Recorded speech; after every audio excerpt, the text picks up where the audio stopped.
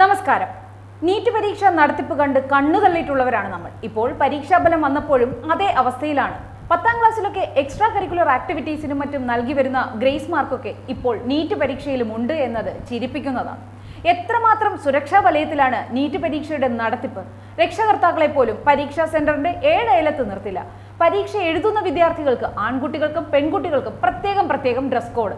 പരീക്ഷാ ഹാളിൽ ആഭരണങ്ങളോ തലമുടിയിലെ ക്ലിപ്പുകളോ പോലും അനുവദിക്കുന്നില്ല എന്ന് മാത്രമല്ല, ചെരുപ്പിന് പോലും നിയന്ത്രണമുണ്ട് എന്നിരിക്കെയാണ് സമയകൃത്യത പാലിക്കാൻ കഴിയാത്തതിന്റെ പേരിൽ ചില വിദ്യാർത്ഥികൾക്ക് ഗ്രേസ് മാർക്ക് നൽകിയിരിക്കുന്നത്. ജൂൺ 14-ാം തീയതി പബ്ലിഷ് ചെയ്യേണ്ട നീറ്റ് പരീക്ഷാ ഫലം ലോക്സഭാ തെരഞ്ഞെടുപ്പ് ഫലം പുറത്തുവന്ന ജൂൺ 4-ാം തീയതി പുറത്തുവിട്ടതിനെതിരെ പ്രതിഷേധമുയരുകയാണ്. 63 മുതൽ 69 വരെ റാങ്കുകൾ കിട്ടിയിരിക്കുന്നത് 2307010 സീരീസിൽ തുടങ്ങുന്ന നമ്പറുകൾക്കാണ്. ആ റാങ്കുകൾ ഒരേ ഇൻസ്റ്റിറ്റ്യൂട്ടിൽ പഠിച്ച കുട്ടികൾക്കാണെന്നതാണ് ചില റിപ്പോർട്ടുകൾ വ്യക്തമാക്കുന്നത്. കട്ട് ഓഫ് മാർക്കിൽ വർധനവുണ്ടായി. പരീക്ഷ എഴുതിയ 67 പേർക്ക് 720 മാർക്ക് ലഭിച്ചു. 23,33,297 പേർ പരീക്ഷ എഴുതിയതിൽ 13,16,268 പേർ യോഗ്യത നേടി. ഉത്തർപ്രദേശിലാണ് ഏറ്റവും കൂടുതൽ വിദ്യാർത്ഥികൾ യോഗ്യത നേടിയത്. തൊട്ടു പിന്നാലെ മഹാരാഷ്ട്രയും രാജസ്ഥാനും. ലോക്സഭാ തെരഞ്ഞെടുപ്പ് ഫലപ്രഖ്യാപന ദിവസമായ ജൂൺ 4-ന് നീറ്റ് ഫലപ്രഖ്യാപനവും നടത്തിയതിന് പിന്നിൽ ഗൂഢാലോചനയുണ്ട് എന്ന് ആരോപണങ്ങൾ ഉയരുന്നുണ്ട്. കേരളത്തിലെ ഉൾപ്പെടെ നിരവധി വിദ്യാർത്ഥികളുടെ ഭാവിയെ ഇത്തവണത്തെ നീറ്റ് പരീക്ഷാ ഫലം പ്രതികൂലമായി ബാധിച്ചിട്ടുണ്ട്.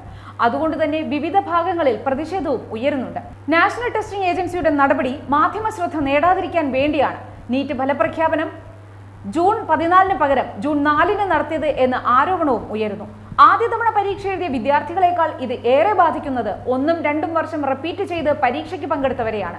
പലയിടത്തും നീറ്റ് പരീക്ഷയ്ക്കായി വിദ്യാർത്ഥികൾക്ക് അനുവദിച്ചിരുന്ന സമയം മുഴുവനായി ലഭിച്ചിരുന്നുമില്ല. ഇത്രയധികം സുരക്ഷയിൽ NTA നടത്തിയ നീറ്റ് പരീക്ഷയിലാണ് ഇത്തരം അലംഭാവം ഉണ്ടായിരിക്കുന്നത് എന്നത് ഏറെ ശ്രദ്ധേയമാണ്. സുരക്ഷയും മറ്റും വെറും പ്രഹസനമായിരുന്നു എന്നാണ് ഇപ്പോൾ തെളിയുന്നത്.